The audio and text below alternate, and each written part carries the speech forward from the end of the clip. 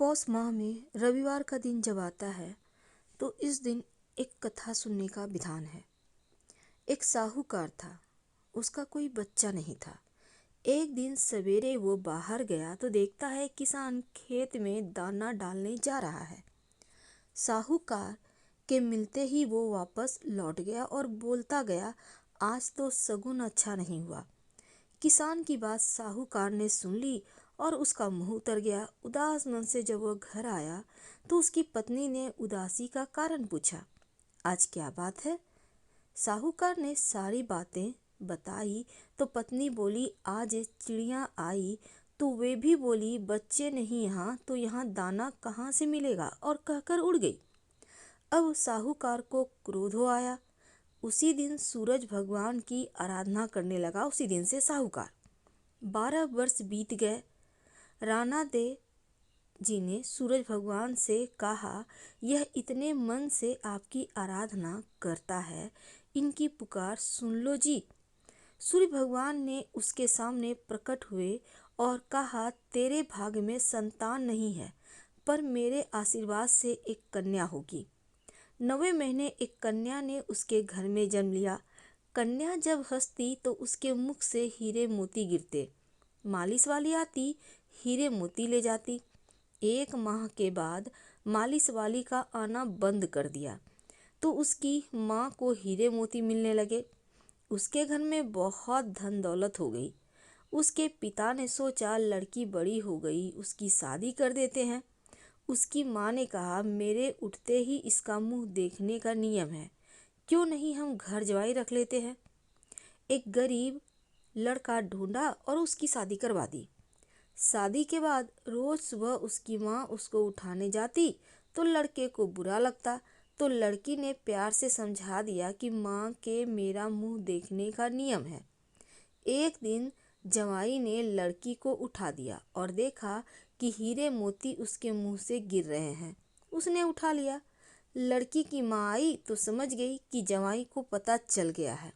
उसके मन में लालच ने घर कर लिया और उसने अपने जवाई को मारने के लिए एक आदमी भेजा। आदमी ने जब जवाई को मार दिया और उसका सिर सासू को लाके दिया, राणा जी और भगवान सूर्य ने सोचा कि मेरी दी हुई लड़की के पति को मार दिया, जबकि उसकी रक्षा करनी चाहिए। सूर्य भगवान ब्राह्मण का रूप धारण करके गए और भिक्षा में जवाई का सिर ले आए।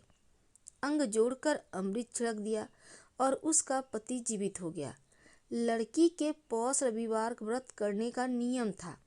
वह पूजा कर कहानी सुन भोजन करने के लिए पति का इंतजार कर रही थी और उसका पति आया तो उसने पूछा, आपको पता नहीं है क्या, दिन अस्त होने पर खाना नहीं खा सकती, अगले दिन खाना पड़ता है। उसके पति ने उसको सारी बात बताई।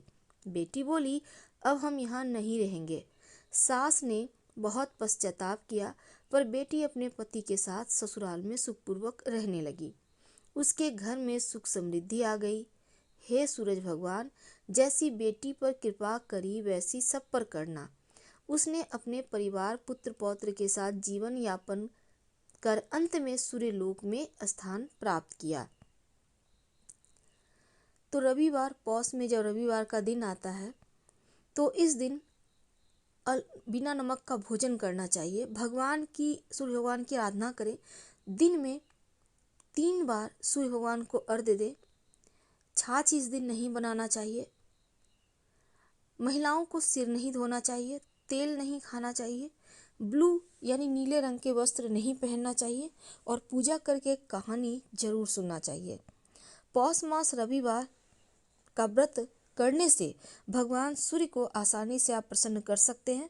भगवान सूर्य पुष्प आदि के द्वारा पूजन करने से आसानी से प्रसन्न हो जाते हैं, उत्तम फल देते हैं।